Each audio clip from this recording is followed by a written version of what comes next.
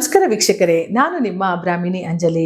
ಬನ್ನಿ, ಗುರು ತನ್ನ ಪಥವನ್ನ ಬದಲಾಯಿಸ್ತಾ ಇದ್ದಾನೆ. ಮಿಥುನ ರಾಶಿಯಿಂದ ಕಟಕ ರಾಶಿಗೆ ಹೋಗ್ತಾ ಇದ್ದಾನೆ.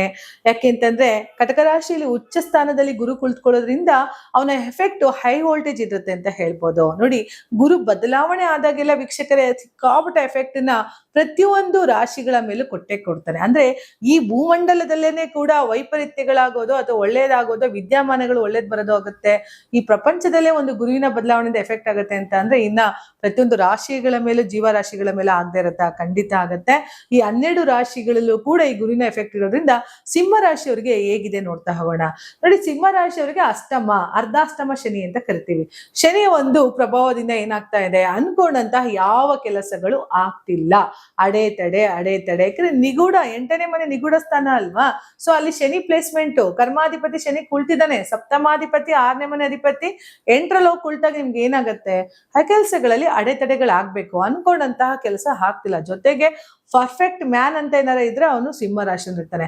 ಯಾಕೆಂದ್ರೆ ಲೈಫ್ ಅಲ್ಲಿ ಅವ್ನು ಏನಾರು ಒಂದು ಗೆರೆ ಹೇಳ್ದು ಬದುಕ್ತಾ ಅಂದ್ರೆ ಅದೇ ರೀತಿನೇ ಬದುಕೋದು. ಜೊತೆಗೆ ಕಾಡಿನ ರಾಜ ಸಿಂಹ ಅಂತ ನಾವೇನ್ ಕರಿತೀವಿ. ಈ ಸಿಂಹ ರಾಶಿಯವರಿಗೆ ಎಲ್ಲೋ ಒಂದು ಕಡೆ ತಾವು ಅನ್ಕೊಂಡಂತ ಕೆಲ್ಸಗಳು ಆಗ್ತಿಲ್ಲಪ್ಪ, ತಾಳ್ಮೆ ಕೆಡ್ತಾ ಇದೆ. ಅದು ತಾಳ್ಮೆ ಆಗಿರಿ. ಗುರು ಜೂನ್ 2ನೇ ತಾರೀಕಿಗೆ ಬದಲಾವಣೆ ಮಾಡ್ತಾ ಇದ್ದಾನೆ.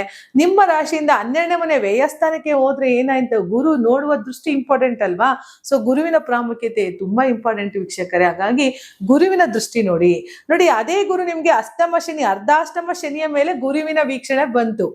ಗುರು ಎಲ್ಲಿದ್ದಾನೆ, ಶನಿ ಎಲ್ಲಿದ್ದಾರೆ, ಗುರುವಿನ ಮನೆಯಲ್ಲಿ ಇದ್ದಾರೆ ಅಲ್ವಾ?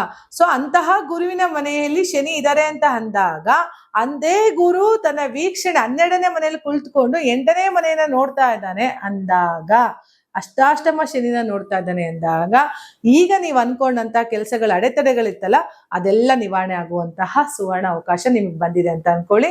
ಜೂನ್ 2ನೇ ತಾರೀಕಿನ ನಂತರ ನಿಮ್ಮ ಜೀವನದ ಭಾಗ್ಯದ ಬಾಗಿಲು ತೆರೀತಾ ಹೋಗುತ್ತೆ. 8ನೇ ಮನೆಯಲ್ಲಿ ದೃಷ್ಟಿ ಬಿತ್ತು ಅಂತ ಅಂದ್ರೆ 8ನೇ ಮನೆಯಲ್ಲಿ ಆಗುವಂತಹ ಕೆಟ್ಟ ಪರಿಣಾಮಗಳೆಲ್ಲ ಆ ಒಂದು ಗುರುವಿನ ದೃಷ್ಟಿಯಿಂದ ಹೊರಟೋಗುತ್ತೆ. ನೋಡಿ, ನಾವು ಒಂದ್ ಮನೆ ಕತ್ಲೆ ಆಗಿರುತ್ತೆ ಅನ್ಕೊಳ್ಳಿ. ಒಂದ್ ಮನೆ ಪೂರ್ತಿ ನೀವು ಬಾಗ್ಲಾಕಿರ್ತೀರಿ, ಅಲ್ಲಿ ತುಂಬಾ ಕತ್ಲೆ ಆವರಿಸಿರುತ್ತೆ. ಅಲ್ಲಿ ಹೋಗಿ ಒಂದ್ ಚಿಕ್ಕದೊಂದು ಬೆಳಕಿನ ಒಂದು ಹಣತೆ ಹಚ್ಚಿ, ದೀಪ ಹಚ್ಚಿ ಬನ್ನಿ, ಎಷ್ಟು ಪ್ರಕಾಶಮಾನವಾಗಿ ಕಾಣಿಸುತ್ತೆ ಅಲ್ವಾ? ನೋಡಿ, ಒಂದು ಕತ್ತಲೆ ಮನೆಯಲ್ಲಿ ಒಂದು ದೀಪ ಬೆಳಗುತ್ತೆ, ಅದೆಷ್ಟು ಚೆನ್ನಾಗಿ ಕಾಣಿಸ್ತತೆ ಅಂದಾಗ 8ನೇ ಮನೆಯೂ ಕೂಡ ಕತ್ತಲೆನೇ ಮನೆ, 8ನೇ ಮನೆ ಕೂಡ ನಿಗೂಢತೆಯ ಮನೆ. ಅಂತ ಮನೆಯಲ್ಲಿ ಗುರುವಿನ ಬೆಳಕು ಬರ್ತಾ ಇದೆ, ಗುರುವಿನ ಜ್ಯೋತಿ ಸಿಂಹ ರಾಶಿಯ ಮೇಲೆ ಬರ್ತಾ ಇದೆ ಅಂದ್ರೆ ಸೂಪರ್ ಅಲ್ವಾ? ಖಂಡಿತ ನೀವು ಗುರುಗಳಿಗೆ ಕೈ ಮುಗಿಬೇಕು. ಅಂತಹ ಒಂದು ಗುರುವಿನ ಆಶೀರ್ವಾದ 8ನೇ ಮನೆಗೆ, ನಿಮ್ಮ ಜೀವನದಲ್ಲಿ ಕತ್ತಲೆಯನ್ನ ಕಳಿಯೋದಿಕ್ಕೆ ಗುರು ಒಂದು ವೀಕ್ಷಣೆ 8ನೇ ಮನೆಗೆ ಆಗ್ತಾ ಇದೆ. ನಿಮ್ಮ ಜೀವನದಲ್ಲಿ ಲೈಫ್ ಅಲ್ಲಿ ಎಲ್ಲವನ್ನ ಚೇಂಜಸ್ ಮಾಡೋದಕ್ಕೆ ಗುರು ಹೊರಟಿದ್ದಾನೆ. ಅಂತಹ ಗುರುಗಳ ಒಂದು ಆಶೀರ್ವಾದ ಪಡ್ತಾ ಬನ್ನಿ, ತುಂಬಾ ಒಳ್ಳೇದಾಗತ್ತೆ. ಇದ್ರ ಜೊತೆಗೆ ಗುರು 4ನೇ ಮನೆ ನೋಡ್ತಾ ಇದ್ದಾನೆ, ಚತುರ್ಥ ಸ್ಥಾನ. ಸೂಪರ್ ಅಲ್ವಾ? ಯಾಕೆಂದ್ರೆ ಸುಖಸ್ಥಾನ, 4ನೇ ಮನೆ ಸುಖಸ್ಥಾನ ನೋಡಿದಾಗ ನಿಮ್ಮ ಮನೆ ಫಿನಿಶ್ ಆಗುವಂಥದ್ದು ಅಥವಾ ಹೊಸ ಮನೆ ಕಟ್ಟುವಂಥದ್ದು, ಅಥವಾ 4ನೇ ಮನೆ ಇದ್ದಾಗ ತಂದೆ ತಾಯಿ ಜೊತೆ ಒಂದು ಸಮಾರಂಭ ಅಂದ್ರೆ ಖುಷಿಯಿಂದ ಒಂದು ಖುಷಿಯ ವಾತಾವರಣವನ್ನ ಹಂಚ್ಕೊಳ್ಳುವಂಥದ್ದು, ಶುಭ ಸಮಾರಂಭಗಳನ್ನ ಮಾಡೋ ಅಂಥದ್ದು. 4ನೇ ಮನೆ ಸುಖಸ್ಥಾನ ನಿಮಗೆ ಖಂಡಿತ ಒಳ್ಳೆ ಅವಕಾಶಗಳನ್ನ ಕೊಡ್ತಾನೆ. 4ನೇ ಮನೆ ಸುಖಸ್ಥಾನವನ್ನ ನೋಡಿದಾಗ ಗುರು ನಿಮ್ಮ ಲೈಫ್ ಅಲ್ಲಿ ಇಷ್ಟು ದಿನ ಆಗಿದ್ದೇ ಬೇರೆ, ಇನ್ನು ಮುಂದೆ ಆಗೋದೇ ಬೇರೆ, ಸಿಕ್ಕಾಪಟ್ಟ ರಿಸಲ್ಟ್ ನ ಕೊಡ್ತಾ ಹೋಗ್ತಾನೆ. ಆಮೇಲೆ ಈ ಒಂದು ಗುರು ಇದೆಯಲ್ಲ, ಗುರು ನಮಗೆ ಲೈಫಲ್ಲಿ ಏನಾದ್ರು ಒಂದು ಚೇಂಜಸ್ ಮಾಡ್ಕೊಡ್ಬೇಕು, ಇಲ್ಲ ತುಂಬಾ ಕಷ್ಟ ಆಗತ್ತೆ. ಸಾಕಷ್ಟು ಅನ್ನೋಷ್ಟು ಮಟ್ಟಿಗೆ ಲೈಫನ್ನ ಚೇಂಜ್ ಮಾಡ್ಬಿಡ್ತಾನೆ ಗುರು. ಯಾಕೆಂತಂದ್ರೆ ಗುರು ಹೇಗೆ ಅಂತ ಅಂದ್ರೆ ಬೃಹದಾಕಾರ ಅಂತೀವಿ, ಬ್ರಹ್ಮಾಂಡಕಾರಕ ಅಂತೀವಿ. ಆ 12 ಗ್ರಹಗಳಲ್ಲಿ ಗುರು ತುಂಬಾ ದೊಡ್ಡ ಗ್ರಹ ಅಂತ ಕರೆದಾಗ, ಅಂತಹ ಗುರುವಿನ ದೃಷ್ಟಿ ನಿಮ್ಗೆ 8ನೇ ಮನೆಗೆ ಬಿತ್ತು ಅಂದ್ರೆ ಸೂಪರ್ ಅಲ್ವಾ? ಬೃಹದಾಕಾರವಾದ ಜ್ಯೋತಿ ನಿಮ್ ಮನೆಗೆ ಬಂತು ಅಂತ ಅರ್ಥ. ಅಲ್ಲ ಲೈಫಲ್ಲಿ ನೀವು ಏನಾರು ಚೇಂಜಸ್ ಆಗ್ಬೇಕಂದ್ರೆ ಗುರುವಿಂದ ಆಗತ್ತೆ. ಯಾಕೆ ಅಂತ ಅಂದ್ರೆ ಆ ಗುರು ನಿಮ್ಗೆ ಪೂರ್ವ ಪುಣ್ಯ ಸ್ಥಾನಾಧಿಪತಿ, 5ನೇ ಮನೆ ಅಧಿಪತಿ ಆದಂತಹ ಗುರು ನಿಮಗೆ 8ನೇ ಮನೆ ನೋಡ್ತಾ ಇದ್ದಾನೆ ಅಂತ ಅಂದ್ರೆ ಸೂಪರ್ ಅಲ್ವಾ? ಜೊತೆಗೆ ನಿಮಗೆ ಆ ಒಂದು ಗುರುವಿನ ದೃಷ್ಟಿ ನಿಮ್ಗೆ 6ನೇ ಮನೆಗೆ ಬೀಳ್ತಾ ಇದೆ. 6ನೇ ಮನೆ ಅಂದ್ರೆ ಯಾವ್ದು? ರೋಗ ಋಣಸ್ಥಾನ, ಸಾಲಗಳ ಬಾಧೆಗಳನ್ನ ಕಡಿಮೆ ಮಾಡ್ತಾ ಹೋಗ್ತಾನೆ. ದಿಢೀರ್ ಲೋನ್ ಆಗುತ್ತೆ, ಅನ್ಕೊಂಡಂತಹ ಕಷ್ಟ ಕಾರ್ಪಣ್ಯಗಳನ್ನ ನಿವಾರಣೆ ಮಾಡ್ಬಿಡ್ತಾನೆ ಗುರು. ಯಾಕೆಂತಾರೆ ಸಾಲ ಮಾಡ್ತಿದೀವಿ ಅಂದಾಗ ಸಾಲ ತೀರ್ಸಕರು ನಮ್ಗೆ ಶಕ್ತಿ ಬೇಕಲ್ವಾ?